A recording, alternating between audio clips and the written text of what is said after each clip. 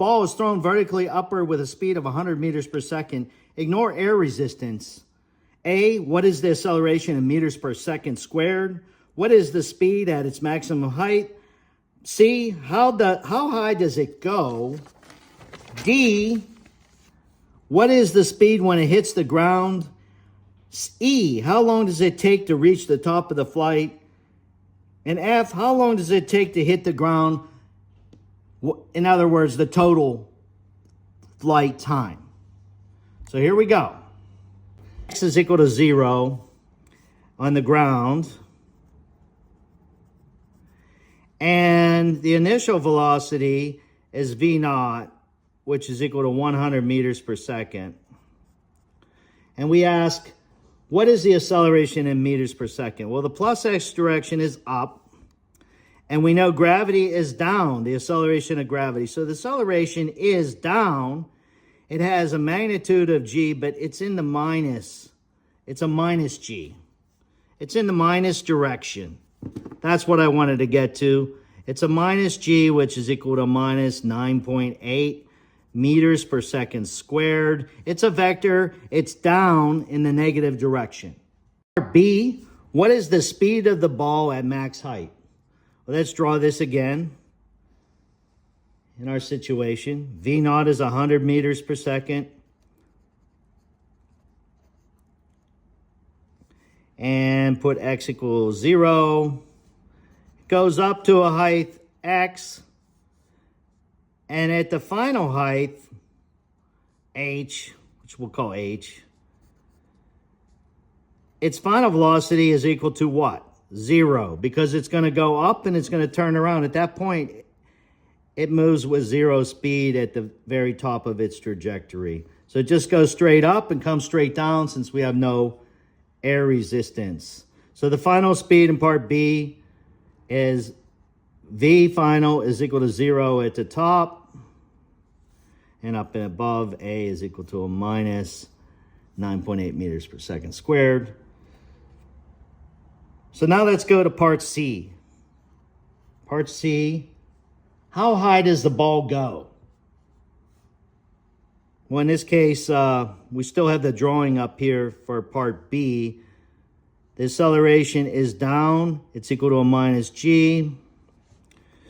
So the initial velocity is 100 meters per second, and the final velocity is 0, and the height x is what we want whenever we're under this condition.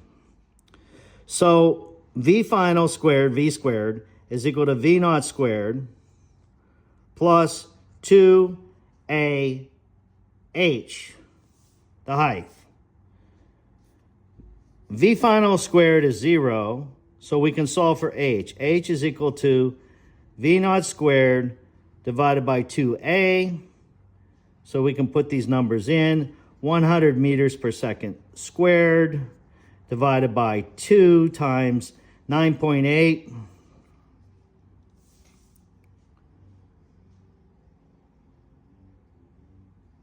And I have to take this over to the other side. There's a minus sign there. So it's a minus 9.8. Let me just correct that. The minus is out front. You see, the minuses cancel out. Meters per second squared. So we get a positive answer since plus is up. So H is equal to 510 meters. Okay, so what about part D? Part D, what is the speed when the ball hits the ground? So in this case, we're going to put the origin at the top of the trajectory. X equals 0. And H is 510 meters, but it's in the plus x direction that's down in this case. In this case, the acceleration A is in the plus direction of our coordinate system. So it's 9.8 meters per second squared. And V initial is 0 in this case, since it was at the top of the trajectory. So this is on the way down scenario.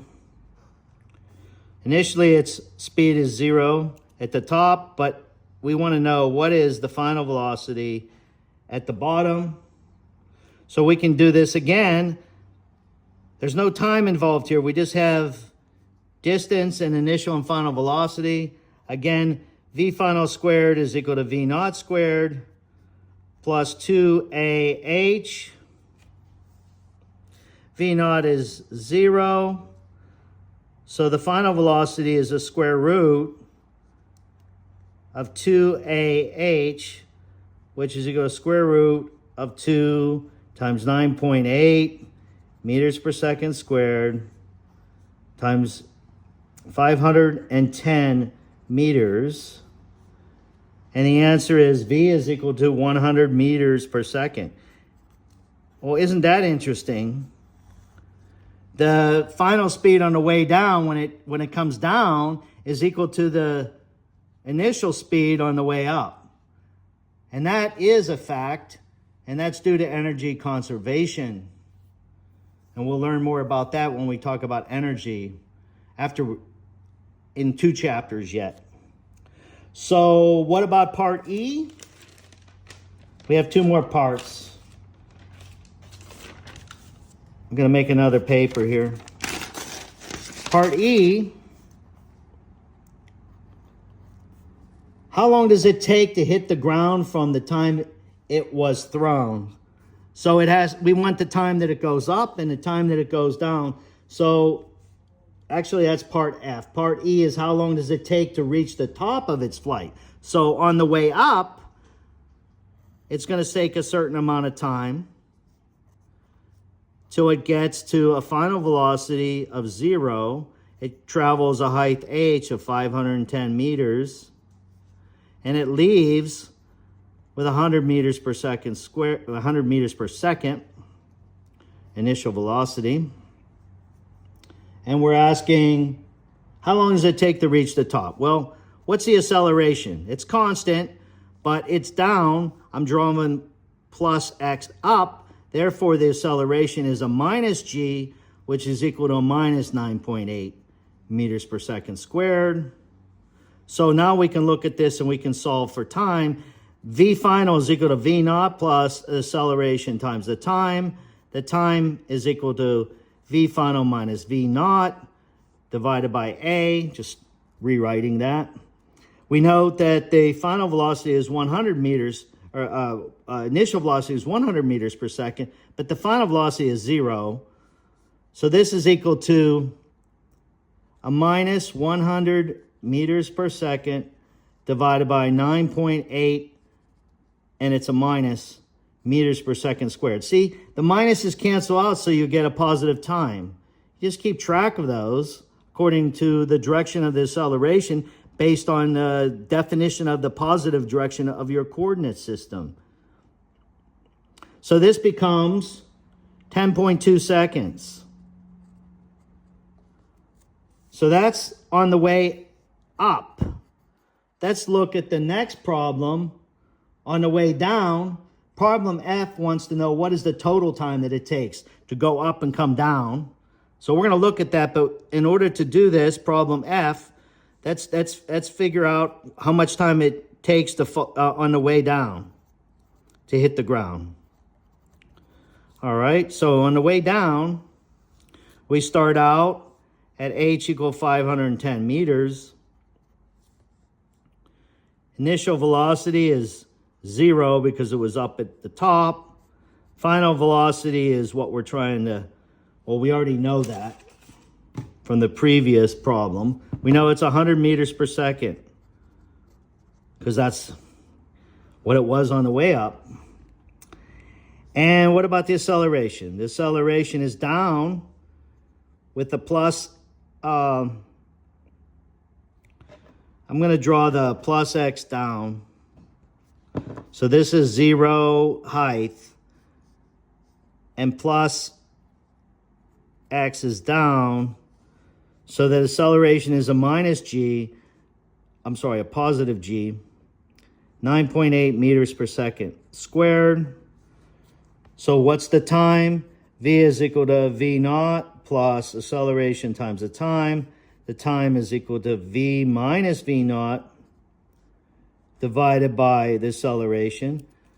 V naught is 0, so this is equal to the final velocity, 100 meters per second, divided by the 9.8 meters per second squared. See, they're both positive, so the time is positive, and this answer is, again, equal to 10.2 seconds. So the time up is equal to the time down. Really important to note.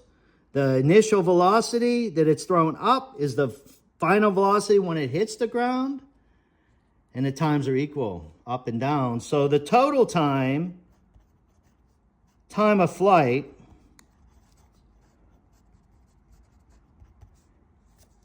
T is equal to T up plus T down, and that's equal to 2 times 10.2 seconds, which is equal to 20.4 seconds. So there's part F. Thank you very much. Hope you enjoyed that.